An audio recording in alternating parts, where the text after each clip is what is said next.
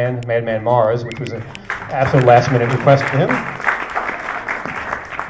So tonight we're going to have both films here. We've got Just Before Dawn first, we've got Madman second, and we're going to do a little intro before Just Before Dawn with the director, and then after the film, if you guys can stay seated when Just Before Dawn ends, we're going to go right to a Q&A with director Jeff Lieberman and one of the stars of the film, Jamie Rose. So if you guys could stay seated after the first film, we'll go right to the Q&A.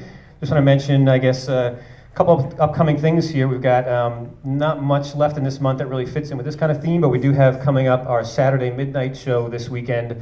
It's one of our monthly events hosted by Brian Collins from Horror Movie A Day, who's no longer doing a horror movie review a day, but and he's going to be showing The Exorcist 3, and that's going to be this Saturday at midnight, so definitely come check that out. And you have some stuff you wanted to mention, your upcoming show also? Our next Caidin Matinee Revival #4 is coming up for 3 nights. It's going to be February 23rd to the 25th. And I really, really recommend you coming down, especially for Alibaba and the 40 Thieves, which is never shown. It's last time they showed it was about 15 years ago at the Egyptian Theater. It's a beautiful Technicolor print. John Hall, Maria Montez, Turhan Bey, but it's one of my all-time favorite movies when I was a little kid. I used to watch it on TV all the time. And I really, really recommend all of you just coming down, because I mean, this is it. I don't think it'll be shown again after this, at least not for quite a while. And it's on a double bill with Jason the Argonauts. You can't get better than that. And we hopefully will have a couple, maybe 1 or 2 guests from Jason the Argonauts here in person. So we'll keep you posted on that. So we have flyers out in the lobby, so be sure to grab a flyer and tell all your friends to come down one of these 3 nights. I would probably recommend definitely coming the first night, because any guests we have will be there just the first night. And on a sort of a more... Before you finish, I also mentioned too, this is the 4th one you've done now? Yeah. And there's always a Sunday afternoon matinee for these, because our hope here is that you guys who have kids or have neighbors who have kids or live near a school you can kidnap kids from, hopefully you'll bring some kids down here, because, you know, those of us who grew up with these films know that, you know, if you catch a kid when he's 5, 6, 7 years old and you show him Godzilla or you show him Jason the Argonauts, they'll love those films their entire life. If you catch them when they're 12, they may be too jaded already. So if you've got kids or friends with kids, definitely come down for these shows. They're a lot of fun. And in addition to the films, Eric always programs a cartoon or a classic short, like a Three Stooges short or a Woody Woodpecker cartoon. So it's an attempt to kind of get that kiddie matinee that they used to have, and, you know, show films that would have been part of kiddie matinees, and hopefully entertain those of us who grew up with these films and also get another generation hooked. So if you got kids, definitely bring them down for that on Sundays. Yeah. And I don't know how many people here know Tony Biner. He does all the shirts that we sell at our store, and he also was with me at all the conventions the last few years. We used to share booths together. You know, he would sell the shirts, and I would be selling all my stuff. He got murdered January 2nd, and anyways, there's going to be a memorial for him this coming Saturday from 6:30 p.m. till midnight at the Sportsman's Lodge. So anybody here who knew Tony Biner, you know, you're all invited to come down there. And I'll tell you the story later. It's a long story what happened to him. And then also on Sunday, there's going to be a memorial at the Egyptian Theater for Marvin Page, who was a very well-known casting director. He actually was a casting director for Harlequin, which we showed here, also known as Dark Forces. That's where I met him at that time. And he died in a car accident. He was 86 years old. So there'll be a memorial for him at 2 o'clock at the Egyptian Theater this coming Sunday. And then at 7 p.m. on Sunday, they're going to be showing his favorite movie, which was Laura. And so I really encourage anybody to come down there if they knew Marvin, and definitely come down there to see Laura. And Marvin was also a good friend to the theater and Eric, and a lot of times when we were showing films here, classic films, and needed to get in touch with like older classic stars as guests, you know, Marvin was really the contact for that as a casting director for the last 60 years or so. He was a real help to the theater in getting a lot of the older classic stars down as guests. So you know, definitely, if you knew him at all, if you've ever met him down here, the memorial is something you might want to check out. And I guess mention a couple other things. I hate to start these things out on kind of on a downbeat note, because we're gonna have a good time with these films tonight and with Jeff. But this is our first show we've done in a month. The last thing we did was before Christmas. We didn't do an early show in January, but we've lost a couple other friends in the last month since our last show. And maybe, Eric, you want to mention just a good friend of ours that many of you may know. I was in Las Vegas for the Adult Video Convention, and I flew from Vegas to Seattle. They had a memorial on Sunday for Mike Rainey, Something Weird Video, who was a very good friend of mine for over 30 years, 25 years. And it was a very, very nice memorial. It was at a movie theater. That's the way he would have liked it. And it was totally packed, and pretty much everybody there, you know, was reflecting their memories of Mike.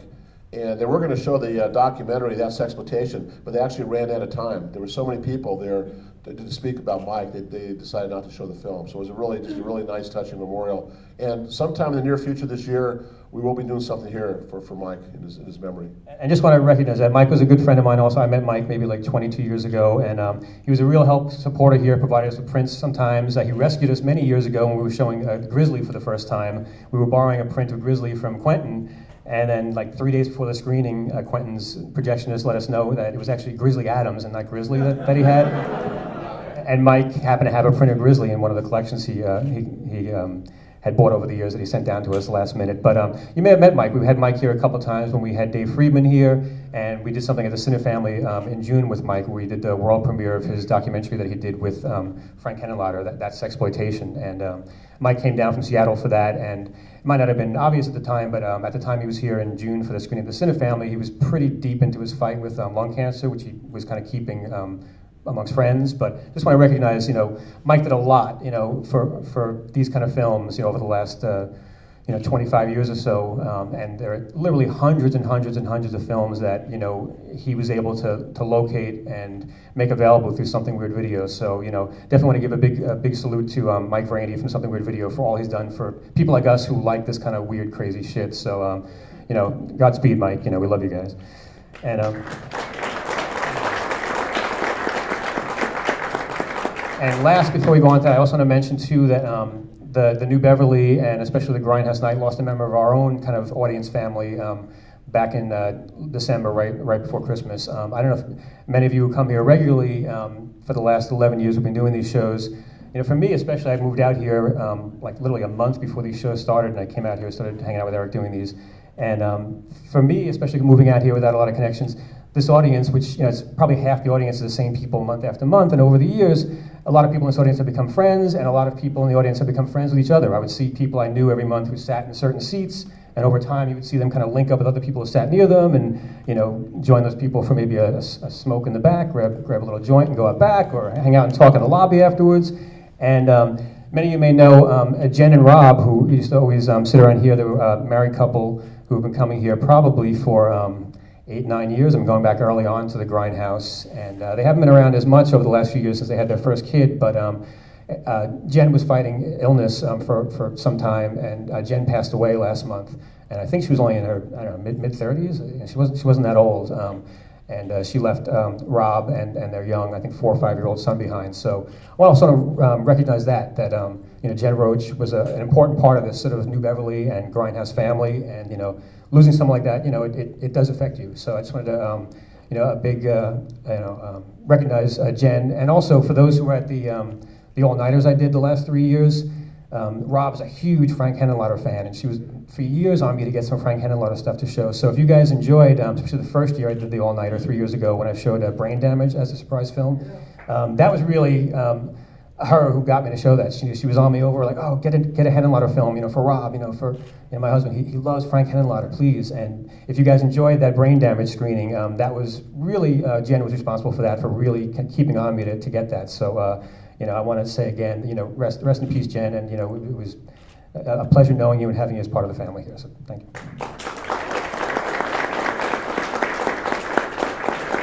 And then we got a couple of shows coming up next month. We haven't finalized them yet, but we're going to be doing something as usual for Black History Month. I'm waiting to hear back from him, but hopefully I can get the dates lined up that fit in with his schedule. Hopefully, for the first time, we can hopefully do a Fred Williamson night. I've had him here as a guest for a few times, but I've never done an official Fred Williamson night with a double feature of Fred's films. He's been here for Vigilante and Inglourious Basterds and other things. So hopefully we'll have that for our Black History Month screening next month, and then probably some other Hong Kong films that'll entertain some of you and piss off some of you.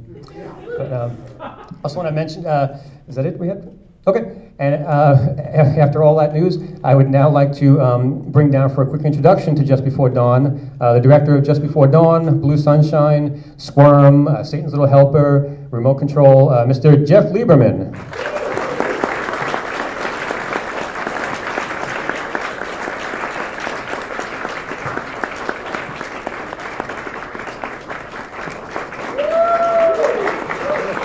Jeff Lieberman. Brian Quinn. Brian. Here's Eric. And for those of you who are sitting in the back and can't see, Jeff has these amazing bright red shoes on too, so you guys in the back are missing out on his shoes. Yeah, well. What was the body count of all those people that died? Because I was trying to think, am I going to top that with this movie? I mean, it's like, all right, they're already done. No, somebody else died in Vegas. Well, hoping you make it through the night, Jeff. That's my one hope tonight. What I was thinking is, if I don't, I could picture what the eulogies. You guys are going to be up there and say, "Well, he was here. He made movies." I'll write yours tonight. I'll be ready. I'm going to be ready for it. So. Like the New York Times, they have them ready, just waiting. You know, I'm actually nervous. I do these things all the time, and you guys are. But there's heavy-duty guys that I really respect that are here, and that's like different than just a normal civilian audience. Mick Garris and Neil Marshall and Bob Murawski, and it's like I said, "Why are you nervous?" I said, "Well, that's why." Not really. No, I am. So anyway, Just Before Dawn was made in 1980. Has George Kennedy.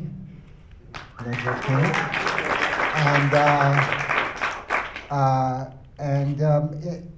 People say it's a slasher. I don't really know the definition of slasher, but when I made the movie, they didn't have that word yet. So I wasn't saying I'm going to make a slasher.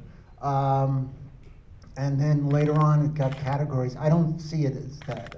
My inspiration for the movie was basically a movie called Deliverance. And I figured, okay, Deliverance had John Voight, and I loved that character arc of John Voight's character. So I said, what if no cell phone, this is like the Alamo Draft House. Put that. No texting either. So I just figured I'll do this very similar thing, but I'll do it with a woman. It's more interesting because she's a woman, so she can tap into the primal thing. So see if I was successful. I guess you're all here, so I must have done something right. All right, and then I have... He's also got, for those who have seen it or haven't seen it, his 1988 film, Remote Control, which has been unavailable for many, many years on home video. You've got DVDs and Blu-rays available of that also, which we'll have during the intermission after the film. He'll be selling and signing those too, so check those out. DVDs, $20 signed, and Blu-rays, $25, right? Right, signed. Signed. And then if I die, it'll be worth more than that. And that's it, right? I think that's good. Okay, so enjoy the movie. It's 35 millimeter. It's got scratches and and again, as I mentioned before too, a lot of these films are out on DVD and Blu-ray and they look beautiful, but there is something special about seeing it in the theater on 35 millimeter, so thank you for coming down and supporting this. You know, a lot of people nowadays just think, oh, I've got an 80-inch TV, I can stay home, but these films really need an audience to play to their utmost, and hope you guys enjoy this tonight. We got a trailer reel first, a mix of different trailers. There's one trailer in there that I threw in as a tribute to yet another person we lost, but not someone I was personally close to. So, I've got one trailer in there for a Grindhouse film that Russell Johnson did, so I threw one in there just for Russell Johnson too. So enjoy the trailers and Just Before Dawn, and then please stay seated afterwards. We'll have a Q&A with Jeff and Jamie. Thank you guys.